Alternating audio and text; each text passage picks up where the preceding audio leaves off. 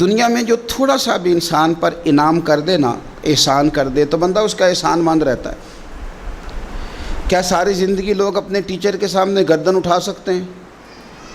جس بندے نے صرف نوکری پہ لگوا دیا ہو، ہلکی سی سفارش کر دی ہو، بندہ وہاں گردن نہیں اٹھاتا۔ انسان کو کسی شخص نے کاروبار شروع کرانے کے لیے ہلکی سی مدد کی ہو، مخلصانہ مشورہ دیا ہو، وہ تھوڑی سی امداد کر کے ملک سے باہر لے گیا ہو، تو یہ لوگ محسن ہوتے ہیں۔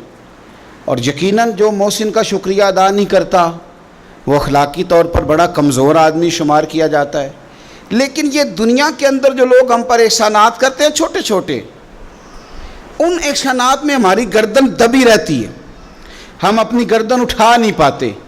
میرے رب کریم نے نا اسی فطری اصول کو بیان کیا۔ انداز دیکھیے کیسا خوبصورت ہے، اور پیرایا دیکھیے کتنا دل نشیں ہے۔ اللہ مر جانے کو جی چاہتا ہے۔ میرا مالک فرماتا ہے یا ایھا الناس اعبدوا ربکم الذی خلقکم، اے لوگو اس رب کی عبادت کرو جس نے تمہیں پیدا کیا ہے، والذین من قبلکم، اور ان لوگوں کو جو تم سے پہلے تھے ان کو بھی اللہ نے پیدا کیا۔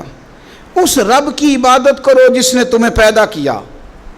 دنیا میں چھوٹے چھوٹے احسانات پر انسان تشکر میں رہتا ہے، تو جس نے پیدا کیا، فنا سے جو بقا میں لایا، ہمارا وجود ہی جس کے کرم کا صدقہ ہے، ہمارا دیکھنا جس کی عطا کا صدقہ ہے، بولنا جس کے فضل اور احسان کا مرہون من، اس رب کی عبادت کرو جس نے تمہیں پیدا کیا اور تم سے پہلے لوگوں کو پیدا کیا، لعلکم تتقون، تاکہ تم پرہیزگار بن جاؤ۔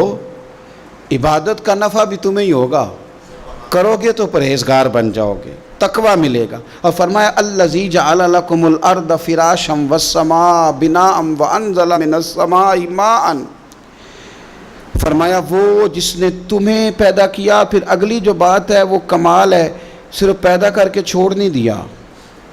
الذی جعل لکم الارض فراشا، پھر اس نے تمہارے لیے زمین کو فرش بنایا، والسماء بناء، اور آسمان کو چھت بنایا۔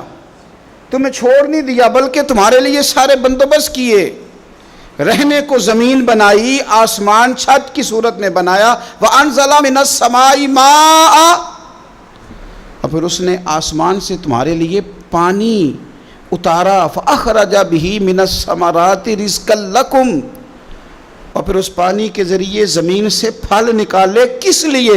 رزقا لکم، تمہارے کھانے کے لیے۔ تمہیں پیدا کیا، تمہارے لیے زمین کا فرش بنایا، آسمان کو چھت بنایا، آسمان سے پانی برسایا، پھر اس کی وجہ سے زمین سے پھل نکالے تمہارے کھانے کے لیے۔ پیدا بھی وہ کرے اور تم سے پہلوں کو بھی وہی پیدا کرے، تمہارے ماں باپ کو، تمہارے باپ دادا کو، تمہارے پردادا کو، تمہاری ساری نسلوں کو پیدا کرنے والا بھی وہی ہو، تمہارے لیے زمین کا فرش بھی بچھائے، آسمان کا چھت بھی بنائے، اور پھر آسمان سے پانی برسا کے تمہارے لیے طرح طرح کے پھل بھی نکالے۔